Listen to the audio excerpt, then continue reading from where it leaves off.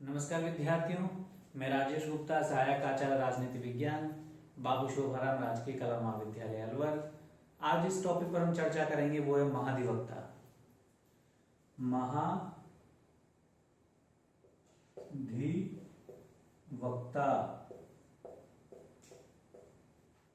इसे advocate general भी हम बोलते हैं। एडवोकेट जनरल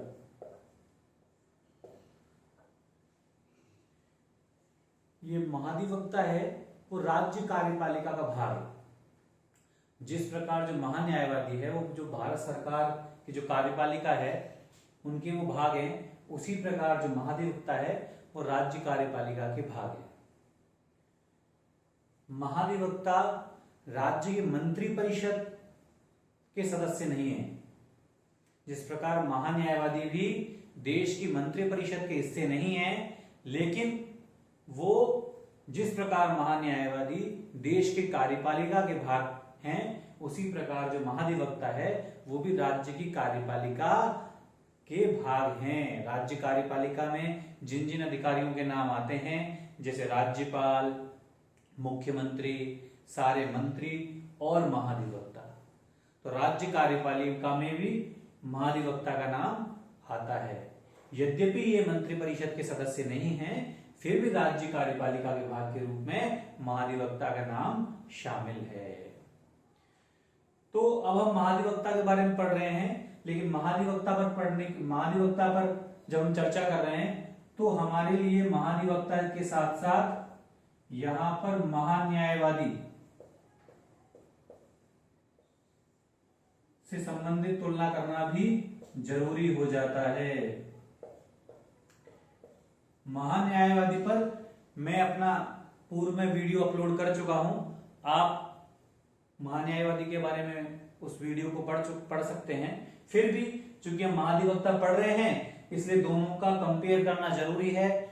फिर ये टॉपिक हमारे लिए बड़ी आसानी से याद हो जाएगा। महाधिवक्ता की बात करें तो इसका जो प्रावधान है वो अनुच्छेद 165 में है। अनुच्छेद 165 में महाधिवक्ता पद का उल्लेख है। ये राज्य कार्यपालिका के भाग है। महान्यायवादी की बात करें, इंग्लिश में हम इसे बोलते हैं अटॉर्नी जनरल। अटॉर्नी जनरल, इनका जो प्रावधान है संविधान के जो अनुच्छेद है वो 76 में है, अनुच्छेद 76 में। तो महान्यायवादी का जो प्रावधान है वो संविधान के अनुच्छेद 76 में है, जबकि जो महाधिवक्ता का जो प्रावधान है वो अनुच्छेद 165 में है। ये भारत सरकार की कार्यपालिका के भाग हैं।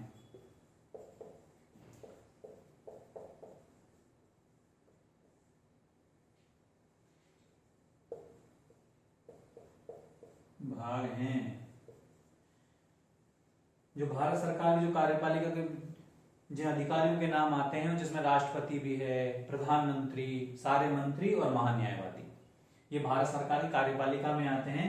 जबकि राज्य कार्यपालिका के जो भाग हैं वो महाधिवक्ता है। इसमें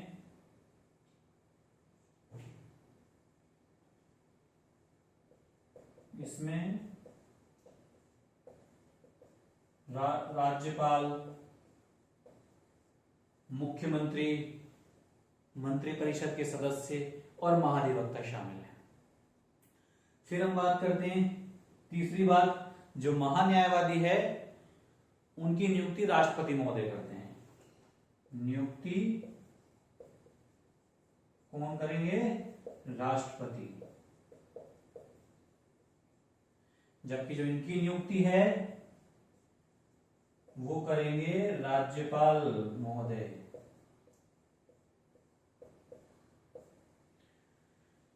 चूंकि महान्यायवादी की नियुक्ति राष्ट्रपति महोदय करते हैं, इसीलिए ये राष्ट्रपति के प्रसाद पर्यंत कार्य करेंगे। राष्ट्रपति के प्रसाद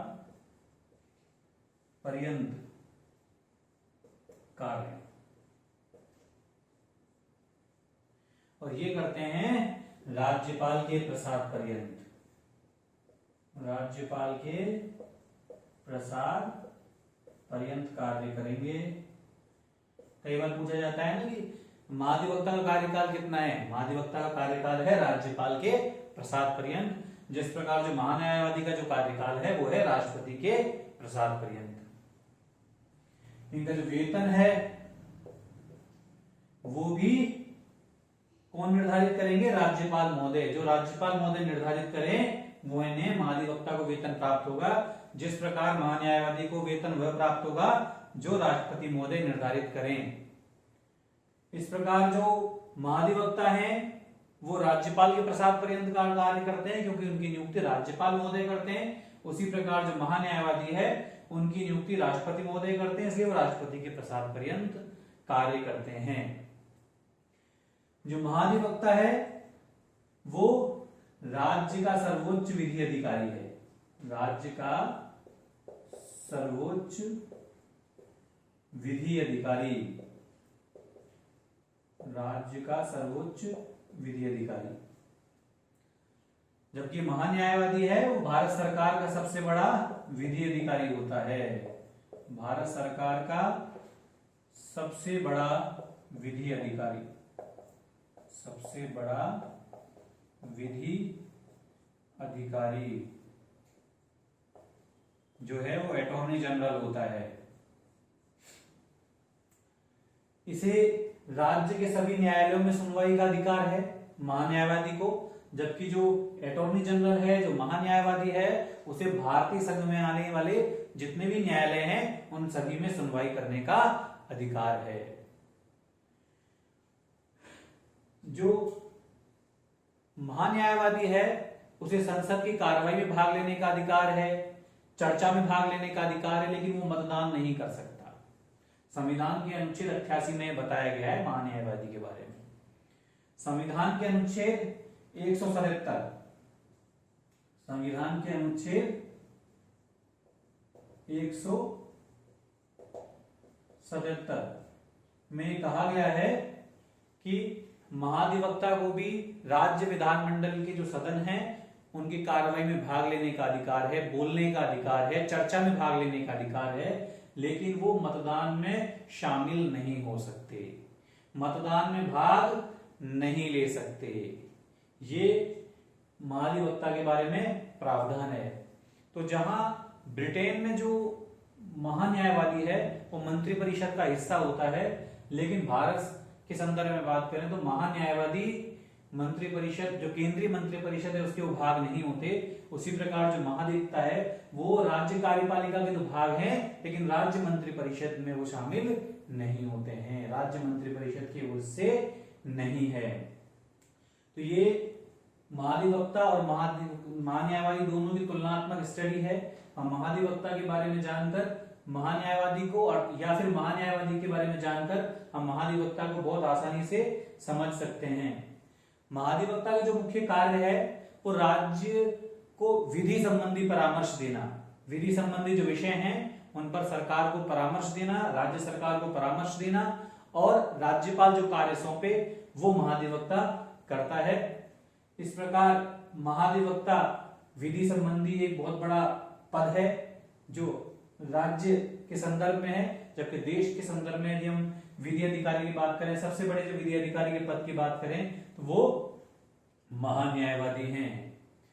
इसमें जो सबसे बड़ा जो एक बात है वो है कि महाधिवक्ता के पद पे नियुक्ति किस व्यक्ति की जाएगी, नियुक्ति किस व्यक्ति की जाएगी। मैंने महान्यायवादी का जो वीडियो डाला था उसमें बताया था कि महान्यायवादी के पद पर, सबसे पहले महान्यायवादी को समझ लेते हैं, महान्यायवादी के आधार पर महाधिवक्ता को समझना हमारे लिए बड़े आसान हो जाएगा। तो महान्यायवादी के पद पर उसी व्यक्ति को नियुक्त किया जा सकता है जिस व्यक्ति को जो सर्वोच्च न्यायालय का न्यायाधीश बनने की योग्यता रखता हो, सर्वोच्च न्यायालय का न्यायाधीश बनने की योग्यता रखता हो, बनने की योग्यता रखता हो। ये महान्यायवादी के बारे में। जबकि हम महाधिवक्ता के बारे में बात करेंगे तो उसी व्यक्ति को नियुक्त किया जा सकता है जो राज्य के जो उच्च न्यायालय हैं, उच्च न्यायालय का न्यायाधीश बनने की योग्यता रखता हो, न्यायाधीश बनने की योग्यता। तो ये फर्क है। जो महाधिवक्ता है वो राज्य का चूंकि सर्वोच्च विधि अधिकारी है, इसलिए राज्यपाल महोदय महाधिवक्ता के पद पर उसी व्यक्ति को नियुक्त करेंगे जो राज्य का उच्च न्यायालय का न्यायाधीश बनने की योग्यता रखता हो। जबकि महान्यायवादी चूंकि भारत सरकार का सर्वोच्च विधि अधिकारी है, इसलिए यहाँ पर महान्यायवादी के पद पर राष्ट्रपति उसी व्यक्ति को नियुक्त करेंगे जो सर्वोच्च न्यायालय का न्यायाधीश बनने की योग्यता रखता हो। इसीलिए चूंकि महाधिवक्ता के बारे में चूंकि वही व्यक्ति महाधिवक्ता बन सकता है जो राज्य के उच्च न्यायालय का न्यायाधीश बनने की योग्यता रखता है, इसीलिए जो इनका वेतन है वो भी राज्य के उच्च न्यायालय के न्यायाधीश के बराबर होता है, सबसे खास बात। जबकि जो महान्यायवादी का वेतन है वो सर्वोच्च न्यायालय का जो न्यायाधीश है उसके बराबर इनका वेतन होता है। तो इस प्रकार जो महाधिवक्ता का जो प्रावधान है संविधान के अनुच्छेद 165 में है, महान्यायवादी का प्रावधान अनुच्छेद 76 में है। महाधिवक्ता राज्य का सर्वोच्च विधि अधिकारी है, महान्यायवादी भारत सरकार का सर्वोच्च विधि अधिकारी है। महाधिवक्ता की नियुक्ति राज्यपाल महोदय करते हैं, वो राज्यपाल के प्रसाद पर्यंत कार्य करते हैं। जो महान्यायवादी है उसकी नियुक्ति राष्ट्रपति महोदय करते हैं और महान्यायवादी राष्ट्रपति के प्रसाद पर्यंत कार्य करते हैं। इनकी नियुक्ति, महाधिवक्ता की नियुक्ति के लिए राज्य के उच्च न्यायालय का जो न्यायाधीश बनने की योग्यता है उसको पूरा होना जरूरी है।